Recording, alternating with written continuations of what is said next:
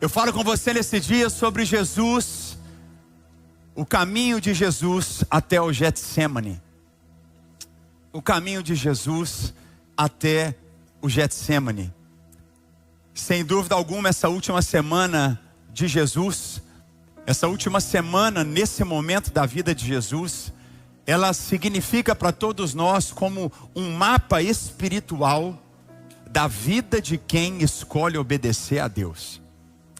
Olhar para a última semana no ministério de Jesus é literalmente você pegar esse print, pegar esse blueprint, esse mapa ali, e você tem que colocar essa última semana da vida de Jesus no seu coração. Posso ouvir um amém?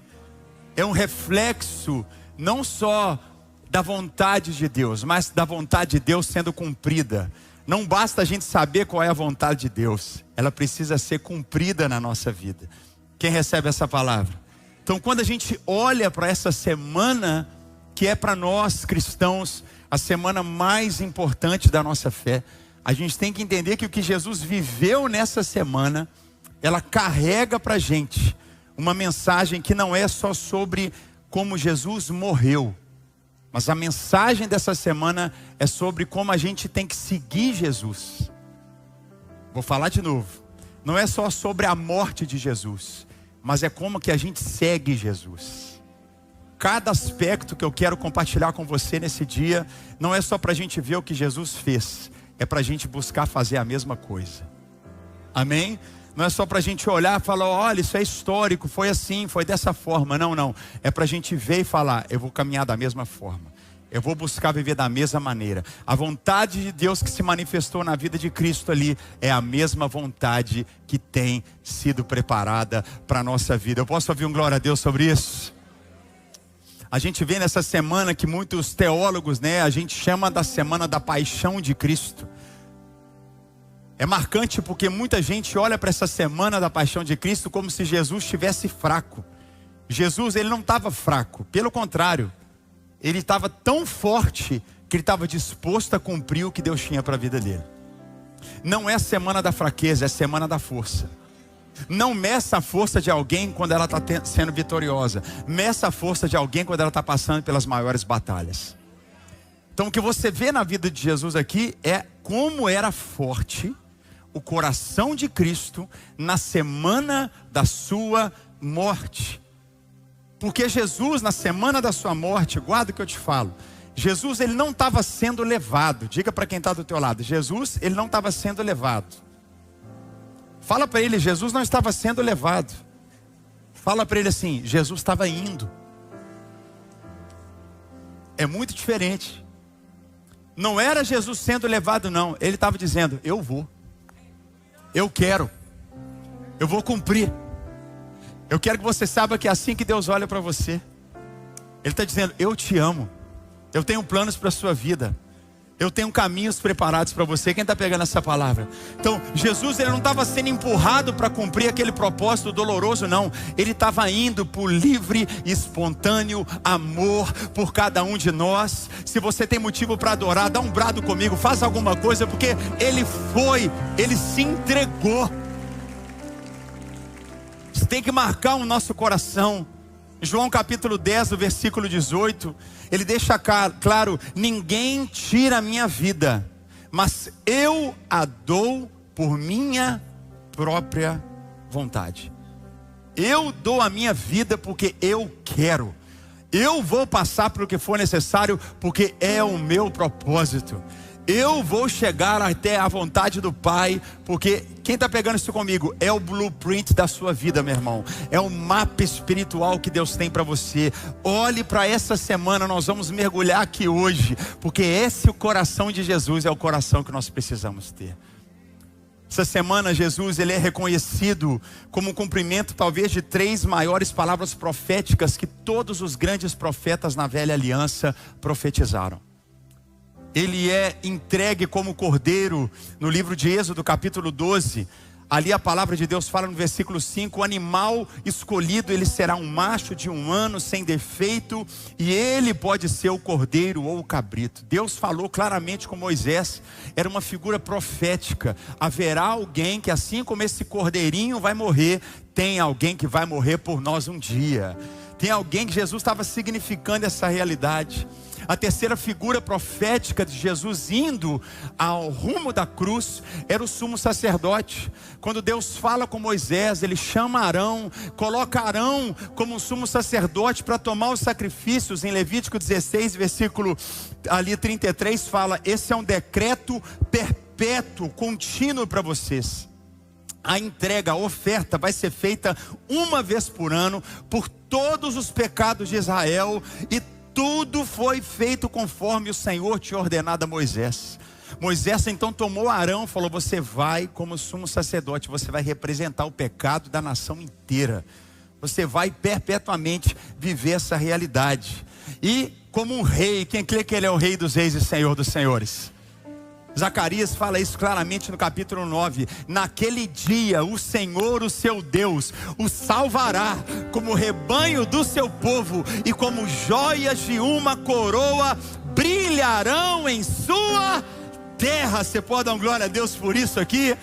Vai mostrando que Jesus ele vai entrando, significando cada passo desses princípios. Em poucos dias, Jesus ele cumpre em poucos dias toda a história bíblica.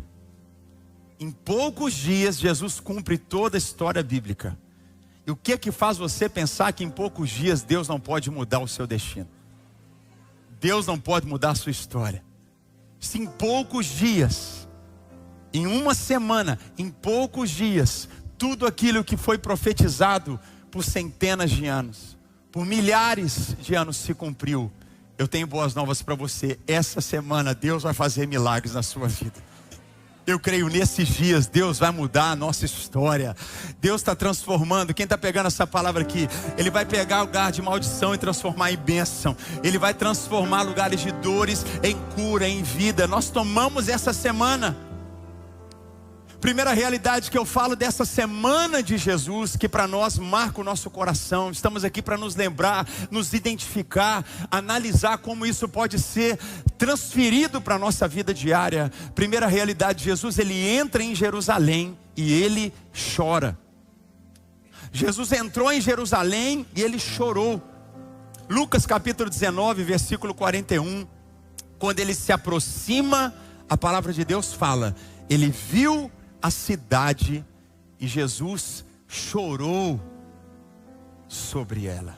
Vamos ler juntos, vamos lá? Quando se aproximou de Jerusalém, ele viu a cidade e ele chorou sobre ela. Jerusalém era uma cidade, Mateus capítulo 23, que fala que matava os profetas. É importante a gente entender o contexto de quando Jesus estava chegando em Jerusalém. Era a festa da Páscoa, era a festa da propiciação. Era uma festa que tinha em torno de mais de 2 milhões de pessoas dentro de Jerusalém. Sabe, a cidade estava abarrotada. Era gente vindo de todos os lados. Jesus olha para Jerusalém, a cidade da promessa. A cidade onde Deus estabelece o seu governo. A cidade que ao mesmo tempo matava o profeta. Jesus, ele está entrando naquela cidade. Ele está se movendo para aquela cidade. Milhões de pessoas debaixo de um jugo de Roma. Debaixo de um jugo de religiosidade. E ele vai entrando, chorando. Chorando, que eu quero que você entenda. Chorando de amor por Jerusalém. É importante que você entenda que o Espírito Santo geme com gemidos inexprimíveis a respeito de nós. Jesus ele entra em Jerusalém como um rei. Ele entra em Zacarias capítulo 9, fala isso, que é como um rei que ele entraria. No versículo 9, isso milênios sendo dito antes, fala: alegre-se muito cidade de Sião, exulte Jerusalém, eis que o seu rei vem a você, justo e vitorioso, humilde e montado num jumento, um jumentinho, cria de jumenta, mas chora como profeta. Ele chega como rei, mas ele chora como profeta. Jeremias 9 fala: ah, se a minha cabeça fosse uma fonte de águas e os meus olhos um manancial de lágrimas, eu choraria noite e dia pelos mortos do meu povo. Jesus está entrando na cidade que ele sabe que era a cidade que iria matá-lo. Mas mesmo sabendo que era a cidade que iria matá-lo, ele entra amando aquela cidade. Isso revela para nós cada vez mais que Jesus, ele não ama só quem o ama. Jesus também ama quem o rejeita. Jesus não só ama quem está com ele. Jesus ama até quem está indo contra ele. Jesus olha para Jerusalém e ele vê aquela miscelânea, aquele mundo. E ele, em compaixão, começa a chorar e começa a se colocar no lugar de amor, entrando como rei. Os reis entravam nas cidades cavalgando, os reis entravam nas cidades ovacionados. Ele entrou na cidade com um jumentinho. Posso ouvir um glória a Deus? Ele entrou na cidade ali e ouvindo tudo aquilo que era dito. E o que é que isso tem que significar para nós? Que o passo que Jesus estava dando para chegar até o Getsêmani, para cumprir o ato de obediência que era para ser cumprido, ele estava indo num caminho de amar pessoas imperfeitas. A entrada de Jesus em Jerusalém não foi para se ligar ou viver uma comunhão com pessoas perfeitas, foi para viver comunhão com pessoas imperfeitas. É o que a gente tem que ter no nosso coração nesse dia, quando a gente vai entrando e vivendo a nossa vida. Viver para perdoar quem nos fere. Continuar amando pessoas difíceis. Não desistir das pessoas. Você sabe sempre que você vai estar cada vez mais parecido com Jesus quando na sua vida de oração você não começa a chorar para quem você ama, você começa a chorar por aqueles que têm falado mal ou feito mal a você. Jesus chorou por uma Jerusalém que iria rejeitá-lo. Jesus chorou por uma Jerusalém que não entendia o que estava acontecendo. Por isso eu trago o segundo aspecto de Jesus a caminho de Getsêmani. Jesus a caminho dessa morte por cada um de nós. Jesus, ele é aplaudido segundo a realidade, mas ele não se ilude.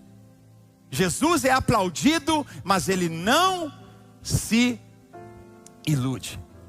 Mateus capítulo 21, versículo 9 vai dizendo exatamente isso. A multidão que ia diante dele, os que o seguiam gritavam: Hosana ao filho de Davi, bendito é o que vem em nome do Senhor, Hosana nas alturas. Você pode aplaudir o Senhor por esse texto? Ele entra com aquele, todo mundo celebrando, dizendo Hosana.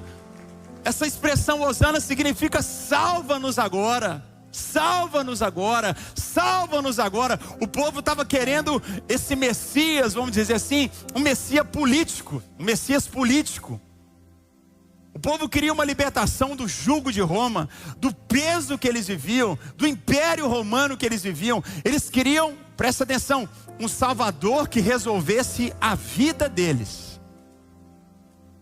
Eles queriam alguém que pudesse resolver a vida deles. Eles não queriam um Salvador que salvasse a alma deles. Muitos buscam a Jesus para resolver a sua vida e não para salvar a sua alma. As pessoas estavam com uma expectativa e uma gratidão por Jesus estar entrando, porque é aquele que está trazendo libertação, aquele que está trazendo transformação nas aldeias, aquele que mudou a história de um pobre mendigo, aquele que mudou a história da vida daquele homem, daquela mulher. Agora ele está chegando em Jerusalém, vai mudar a nossa vida também, vai mudar, mas deixa eu te falar, a maior mudança da nossa vida é a mudança da nossa alma, é a mudança da nossa eternidade. Quem tem o nome escrito no livro da vida, dá um glória a Deus aqui. Dias depois, esse mesmo povo estava gritando o quê? Crucificam. Estava gritando crucificam. Jesus não vivia por esses aplausos. Eu e você não vivemos por isso. Jesus vivia pelos propósitos de Deus. Se você está anotando o que eu estou falando nesse dia, se você viver pela aprovação das pessoas, você vai morrer emocionalmente quando elas te rejeitarem. Não faça isso com a sua vida. Não tome decisões para agradar pessoas. Ame as decisões que você tem que tomar debaixo da obediência de Deus. Tenha prazer em decidir pela obediência que você está fazendo, servindo a Deus. Eu posso ouvir um amém aqui? Não se coloque nesse lugar em definir quem você é, por elogios ou por críticas. Jesus precisava estar tão centrado, e nós trazemos isso para a nossa vida. A gente precisa viver assim. Quem não sabe quem é diante do aplauso, não vai saber quem é diante da rejeição. Mas quando você sabe quem você é, você está firme. Pode bater onda, pode bater vento, pode ter um sol brilhando, você está pregando a palavra, você está servindo, você está amando, você está caminhando, você vai continuar trabalhando, segunda, terça. Quem está pegando essa palavra aqui? Amanhã você vai trabalhar. Tem conta, quem tem conta para pagar, dá uma glória a Deus. Vai dar tudo certo. O diabo quer que você fique na cama, não quer que você produza, não quer que deixe a casa arrumadinha, não quer que seus filhos sejam educados, não quer que seu casamento floresça, mas você sabe quem é Deus na tua vida. Você tem propósito, você tem graça, o favor de Deus. Jesus, ele foi firme, mesmo entrando com aplausos. Ele sabia que aqueles mesmos aplausos iriam rejeitá-lo em poucos dias. A diferença é onde está o coração de Jesus. Onde está o seu coração hoje? Jesus, então, como que ele entra em Jerusalém? Ele entra chorando. Entra certo. Ele não foi levado, ele quis ir. Jesus vai para Jerusalém, e quando ele chega, começa a ser ovacionado. Ele olha aquele povo batendo palma, as folhas de palmeiras no chão, aquela celebração, colocando coroa sobre ele, manto sobre ele. Ele está ali vendo e falando assim: ah, você está me celebrando aqui hoje, mas eu não vou me iludir com a sua celebração. Ah, você está me aplaudindo aqui hoje, mas eu não vou me iludir com esse aplauso, porque amanhã eu sei que você vai dizer: crucifica-me. Em nome de Jesus, meu querido, firme o seu coração no propósito que Deus tem para a sua vida. Depois de Jesus entrar em Jerusalém, o que Jesus faz? Jesus purifica o templo. Jesus, ele entra em Jerusalém e ele vai para o templo. O templo era um lugar onde tinha o pátio dos gentios. Pátio dos gentios. Quem são os gentios? Aqueles que não eram judeus. Além do pátio dos gentios, tinha o pátio dos judeus, onde os gentios não entravam. Quem tinha naquele pátio? Quem estava naquele pátio? Os judeus homens e as judias separadas. E aí tinha o Santo dos Santos. O santo lugar, depois o Santo dos Santos. Jesus então, ele vai entrando em Jerusalém, não ilude o coração, e ele vai para onde esses mais de 2 milhões de pessoas estão. Onde havia uma multidão naquele lugar.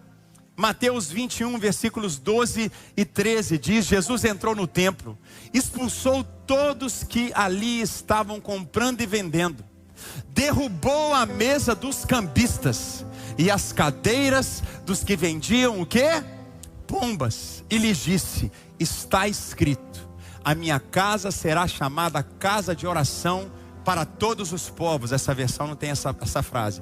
Mas vocês estão fazendo dela um covil de ladrões. Você pode aplaudir o Senhor por essa palavra maravilhosa.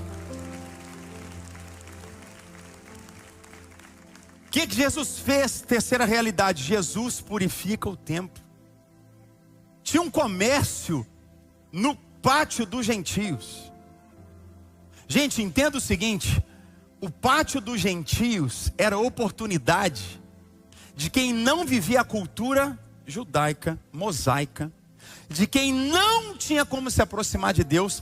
Deus permitiu que as pessoas que não tinham qualquer relação, era o primeiro lugar onde o gentio podia o quê? Se relacionar com Deus. Mas a própria religião estava impedindo todas as pessoas de se chegarem a Deus. Malaquias 3, no versículo 1, fala exatamente isso: que Deus viria para purificar o templo. Você pode aplaudir o Senhor por isso? Falou, eu vou enviar, olha o profeta dizendo, vou enviar o meu mensageiro que preparará o caminho diante de mim. E então de repente o Senhor que vocês buscam virá para o seu templo.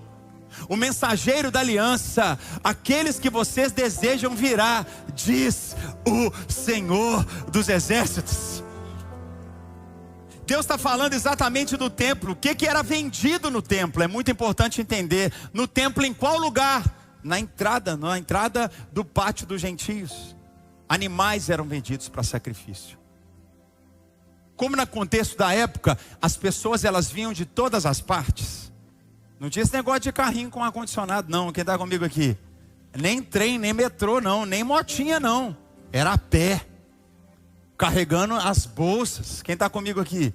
E todo mundo tinha aquele tanto de filho. Imagina, criança com fome chora, não chora, gente? Chora de verdade. Então aquela coisa, eles traziam tudo. E o que eles faziam? Eles falavam o quê? O animal do sacrifício eu vou deixar para comprar lá em Jerusalém, porque eles vendem lá no templo. Então as famílias iam para Jerusalém para preparar o seu sacrifício. Então tinha de tudo, de acordo com a renda que a família tinha. Era boi, era ovelha, era pomba. As pessoas chegavam lá, João capítulo 2, versículo 14. Encontrou no templo, viu alguns vendendo bois, ovelhas e pombas, outros assentados diante da mesa, trocando dinheiro. A questão é o seguinte: nesse lugar os sacerdotes, eles só aceitavam os animais que não tinham defeito nenhum. Animal que tinha que ter uma chancela aprovado pelo templo. E o que acontecia? A pessoa trazia um animal e aí falava, não, seu animal não passou aqui, não tem jeito. A pessoa era obrigada a comprar um outro animal aprovado. E o que tem na história aqui teológica, que a gente tem comprovação, esses animais eram vendidos 10, 20 vezes mais caro do que o valor da época. Começaram a explorar.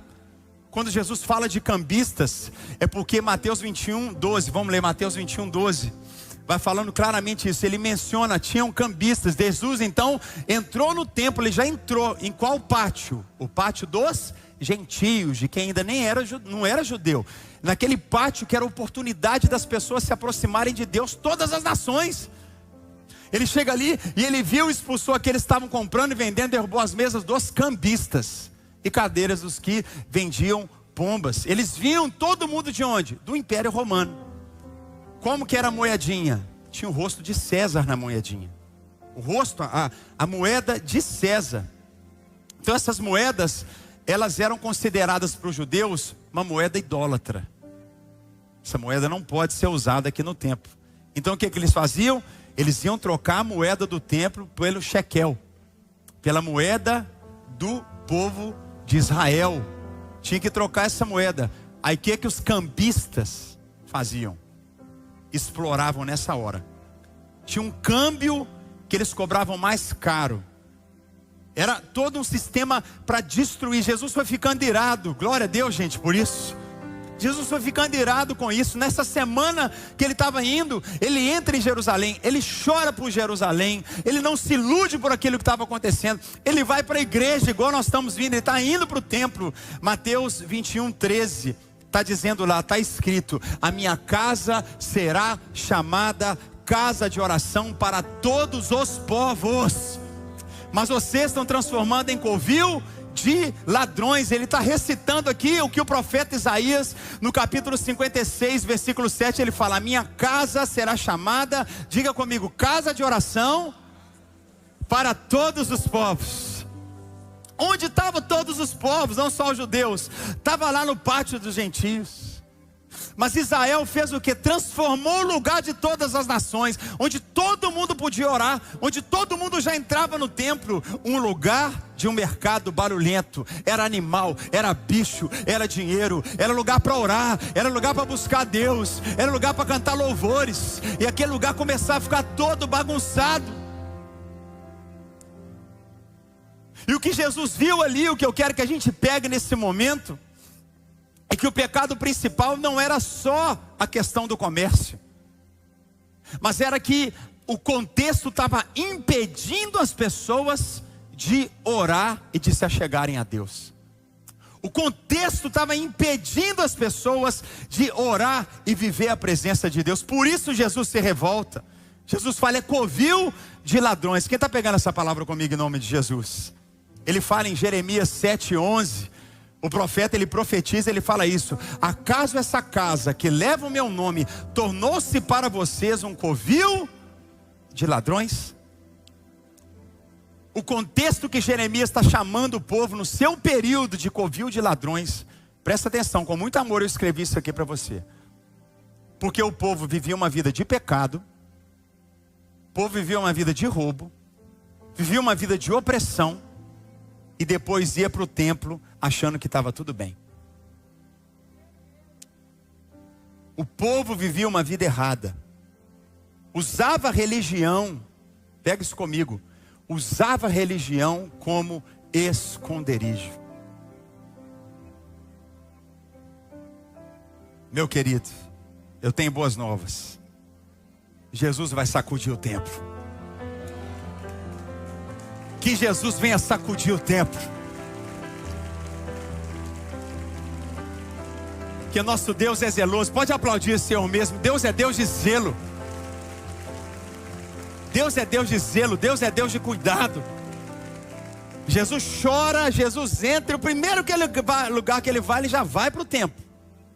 João 2, versículo 17. A gente lê a palavra dizendo que o zelo pela tua casa, os discípulos lembraram do que está escrito. O zelo pela tua casa, Jesus falou ali claramente, me consumirá. Está no Salmo 69. O salmista está dizendo, zelo é um fogo interior, é uma indignação santa.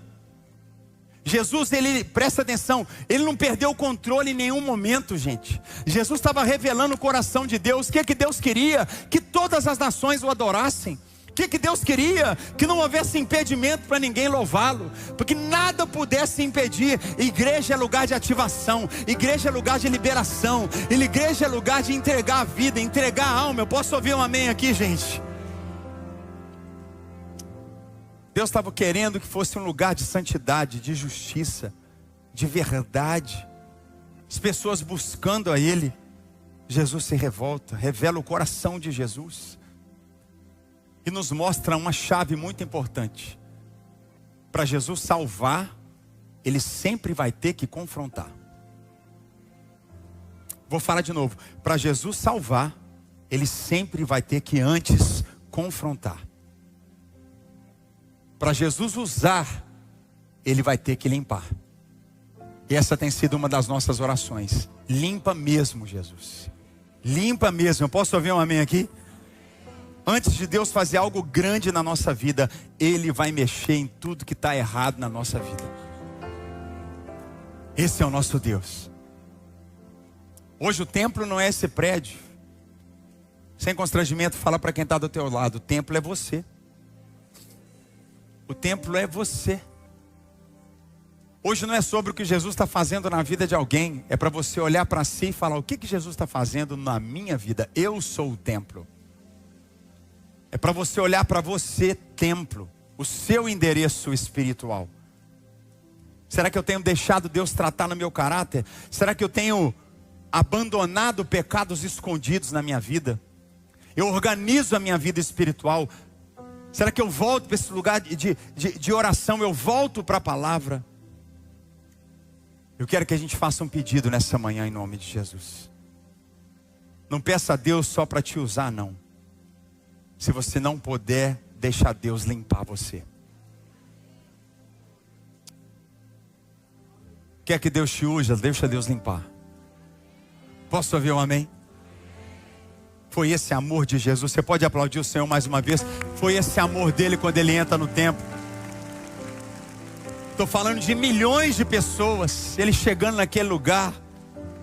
Quarta realidade que nós vemos na semana em que Jesus entra em Jerusalém. Essa semana tão importante para nós. Jesus, ele amaldiçoa a figueira. Ele sai do templo agora. Ele vê que todos os povos estavam se perdendo. Agora ele sai dali e ele olha para a figueira. A figueira na palavra de Deus é um símbolo de Israel. A figueira é uma figura de Israel. Marcos capítulo 11, versículos 13 e 14. Vendo à distância uma figueira com folhas, foi ver se encontraria nela algum fruto. Aproximando-se dela, não encontrou a não ser folhas, porque não era tempo de figos. Versículo 14. Então ele disse: ninguém jamais coma do seu fruto. E os seus discípulos ouviram Jesus dizer isso. Isso foi um ato profético de Jesus diante da religiosidade que havia sem vida. Tinha folha, mas não tinha fruto. Tinha folha, tinha aparência, mas não tinha fruto. Jesus, ele na verdade era uma figura onde ele estava falando sobre toda Israel. Vamos entender o contexto de Jesus entrando em... Quem está recebendo essa palavra hoje? Quem está entrando comigo com Jesus em Jerusalém? A gente está entrando em Jerusalém agora de manhã. É isso que nós estamos fazendo. Entrando chorando. Entrando sabendo que tem gente que fala que ama, mas no final te crucifica. Você chora, mas você entra do mesmo jeito. Deus não precisa te empurrar não, você vai entrar do mesmo jeito. Você entra como? Pode aplaudir, pode xingar, não tem problema. Não estou nem aí para o que aplaude ou para o que rejeita. Eu estou aqui cumprindo o propósito que Deus tem para a minha vida. Como que a gente entra em Jerusalém? A gente entra sabendo tudo aquilo que tentam criar regras para me impedir de falar com Deus é mentira. Tudo aquilo que tenta me impedir de ter comunhão com Deus é mentira. Não há uma separação entre Deus e o homem mais. Há uma liberação ao ponto do profeta orar e dizer: a minha casa será conhecida como casa de oração, não só para judeus, mas para todos os povos. Quem crê que todos os povos vão ser alcançados para a glória de Deus, faz alguma coisa aqui comigo. Jesus tem zelo por isso. Ele se revolta, não impeça ninguém de buscar a Deus, não impeça ninguém de adorar a Deus, não impeça ninguém de ter comunhão com Deus. É isso que Jesus faz. É isso que Jesus entra no templo e fala: para de impedir, pare de colocar bloqueio para que alguém venha me buscar. Eu quero pátio para os gentios, eu quero pátio para o judeu homem, para a judia, eu quero o santo lugar, o santo dos santos para todos. E ele sai desse lugar, ele vê na hora o símbolo de Israel. E ele fala: isso aqui é você. Você tem folha, mas não tem fruto. Você tem aparência, mas não está acontecendo. Meu irmão, quando você tem fruto, e não era tempo de figos. Não era tempo de figos, e Jesus falou: não tem negócio de tempo não, você vai dar fruto em tempo e fora de tempo. Você vai dar fruto toda hora. Está tudo bem, você dá fruto. Está tudo mal, você dá fruto. O fruto do Espírito está na tua vida. Você recebe essa palavra em nome de Jesus. João 15, versículo 8 fala: nisso é glorificado meu Pai, que deis muito fruto. Não é o cargo que a gente tem, não é a função que a gente tem, é o fruto do Espírito na nossa vida. Aleluia. Eu amo isso. Nós agora, mês passado, tivemos o batismo. Quase 100 pessoas batizaram aqui na igreja. Você pode celebrar o Senhor por isso. Nós somos uma igreja imigrante, gente. Está em outro país aqui. É muita gente aceitando a Jesus. É fruto. Você ganha a pessoa para Jesus. Você serve por amor. Você serve fiel. Você quer viver a santidade de Deus. Não adianta. Não adianta. A folha pode impressionar, mas é o fruto que vai agradar a Deus. Quinta realidade, quando Jesus está dentro de Jerusalém, Jesus começa a trazer sermões sobre a eternidade. Quando Jesus está fora de Jerusalém, ele fala de um assunto. Quando ele entra de Jerusalém, ele começa a falar de outro assunto. Quem ama isso?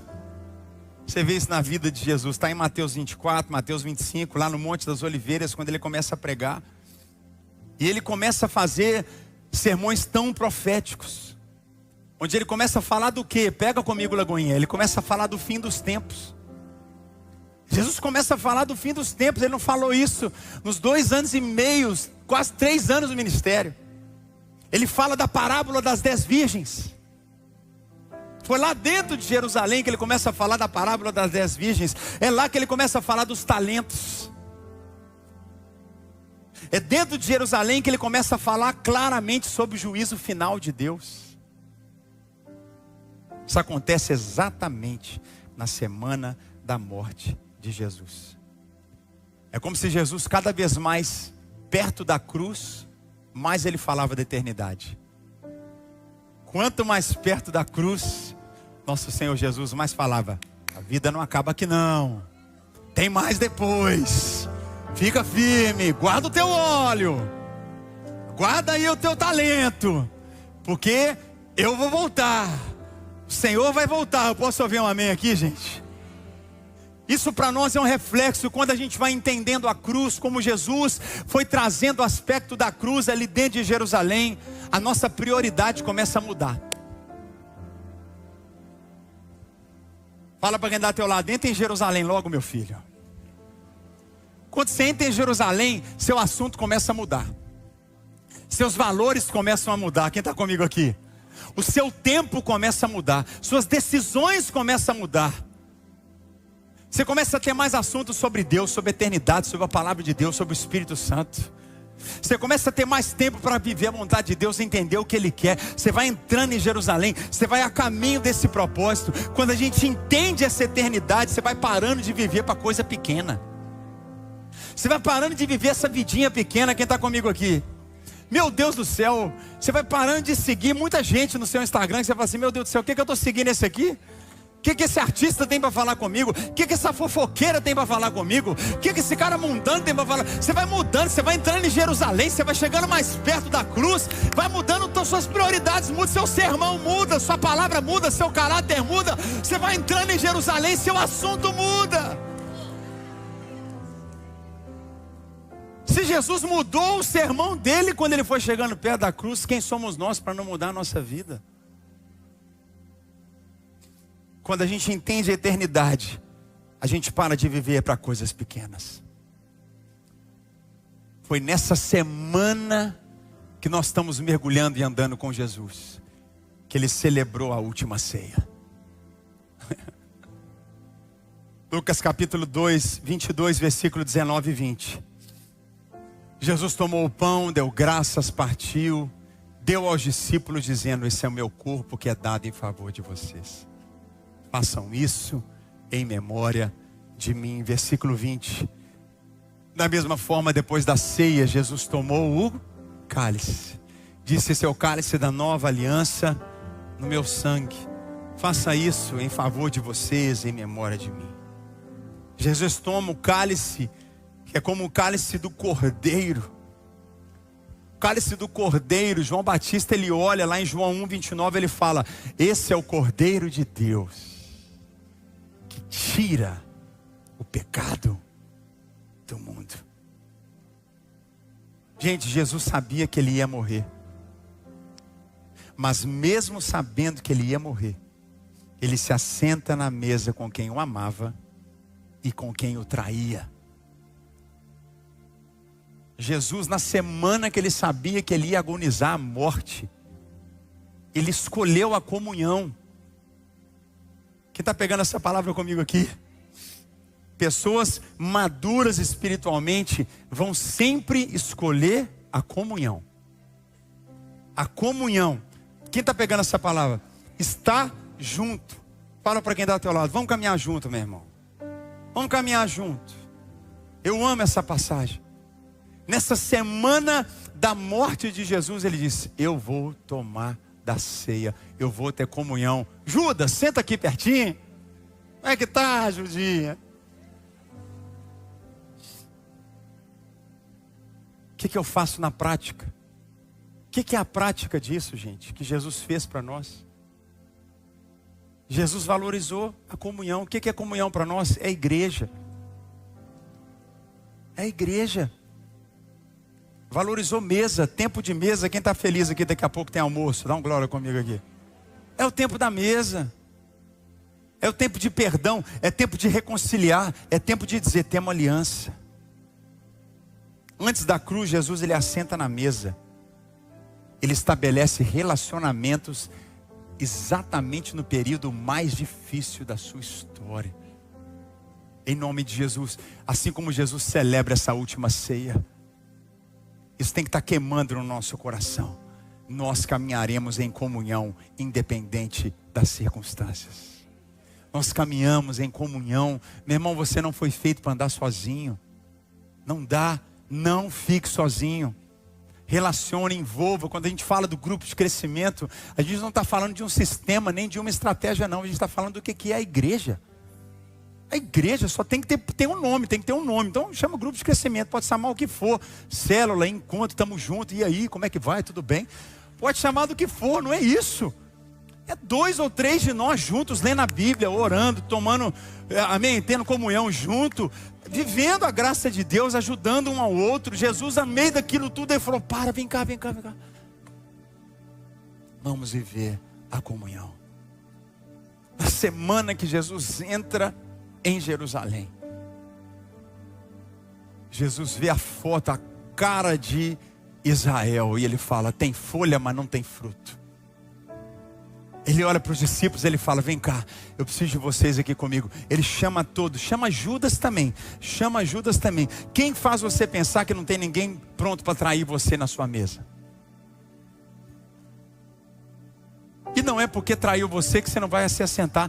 Deixa sentar na mesa. O seu propósito é maior do que qualquer traição. Teu propósito é maior do que qualquer batalha. Teu propósito, quem já foi traído de alguma forma? Quem já traiu de alguma forma? Levanta a mão. Pode levantar. Não vem bancar de santo não.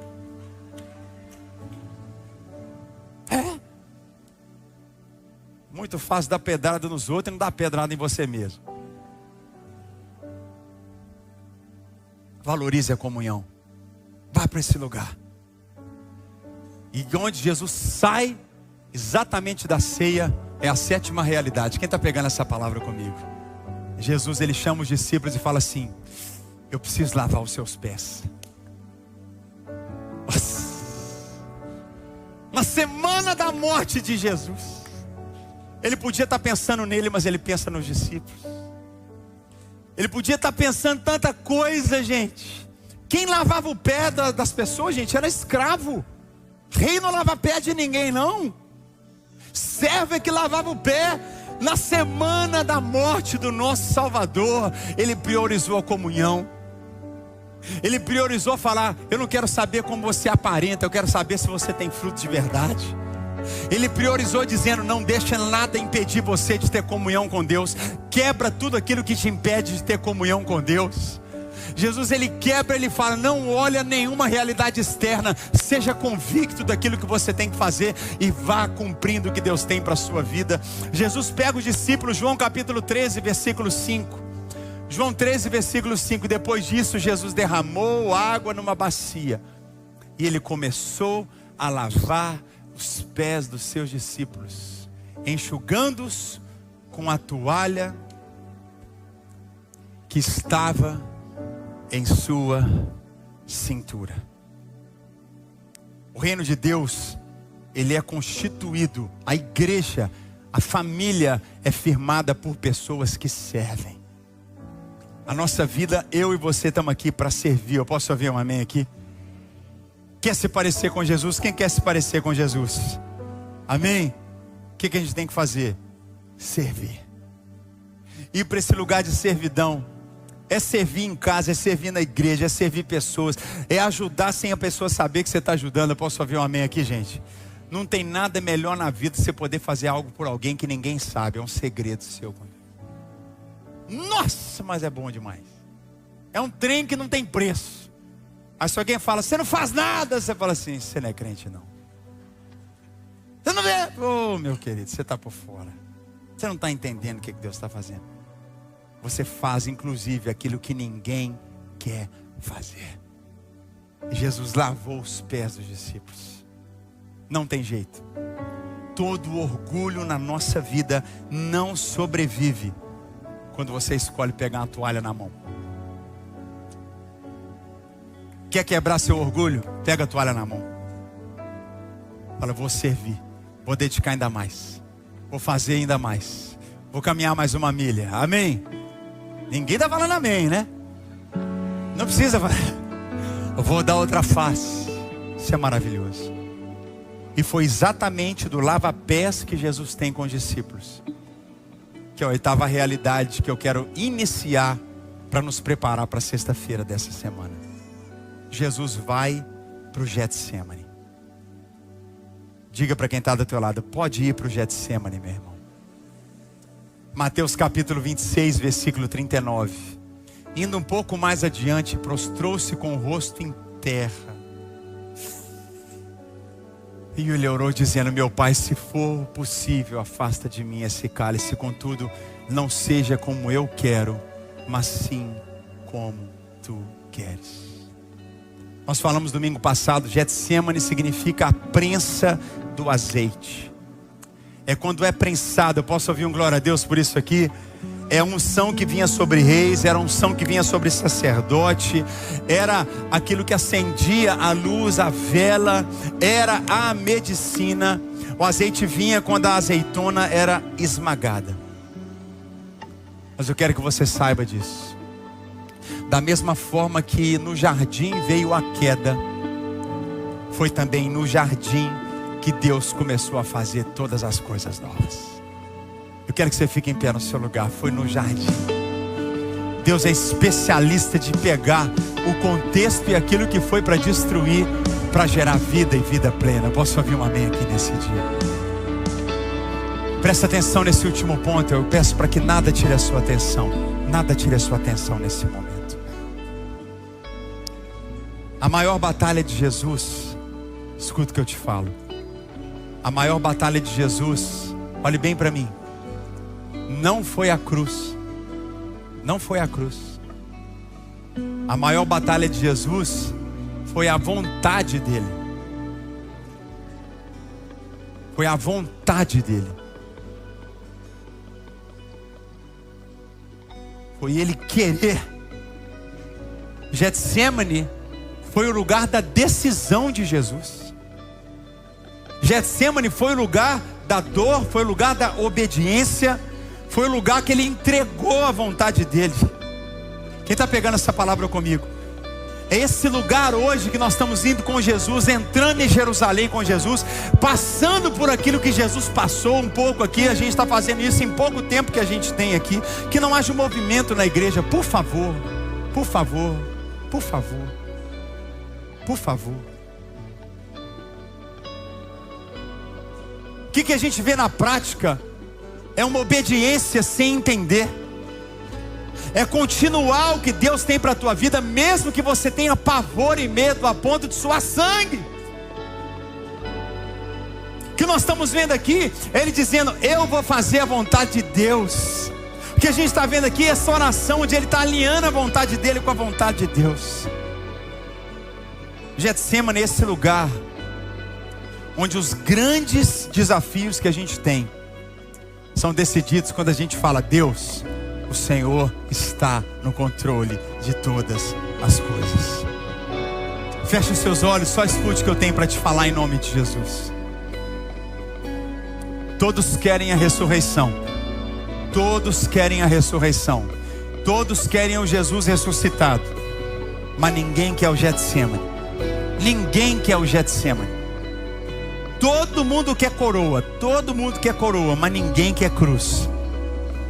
Mas o caminho de Jesus foi esse, meu irmão. Feche os seus olhos, só me escuta. Esse foi o caminho. Jerusalém, o templo, a mesa, a toalha, o Getsemane. Aí vem a cruz e vem a ressurreição. E eu volto ao início desse sermão para te dizer: esse é o mapa. Esse é o blueprint. Quem anda com Jesus vai passar pelo mesmo caminho. Quem anda com Jesus vai passar. O Getsemane não é só um lugar. O Getsemane para nós é uma decisão. É uma decisão. Feche os seus olhos e me escuta em nome de Jesus.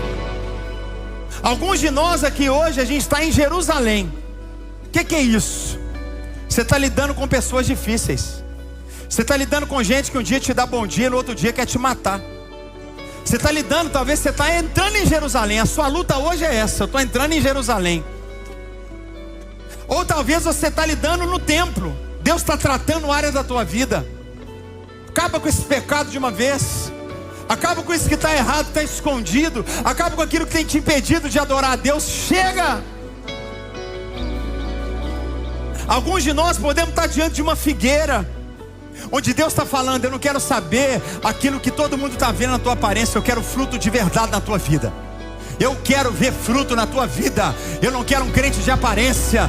Deus está falando talvez com você hoje. O seu lugar com Jesus nessa caminhada em Jerusalém sair. É hora de sair da vida de aparência e entrar numa vida mergulhada nele. Alguns de nós estamos aqui hoje e você está na mesa. Deus está pedindo para você reconciliação. Deus está pedindo: toma ceia comigo, toma comunhão comigo, faça a sua parte, meu irmão, peça perdão, faça a sua parte, faça o seu caminho da reconciliação. Se não quiserem reconciliar com você, o problema vai ser deles, não será mais seu. Guarda o que eu te falo em nome de Jesus. Alguns de nós fecham os seus olhos, é você e Deus. Não olha para mim não, pelo amor de Deus, tem 50 minutos que você está olhando para mim. Fecha os seus olhos, é você e Deus. Talvez agora é o momento da reconciliação, do seu tempo de você tomar a toalha.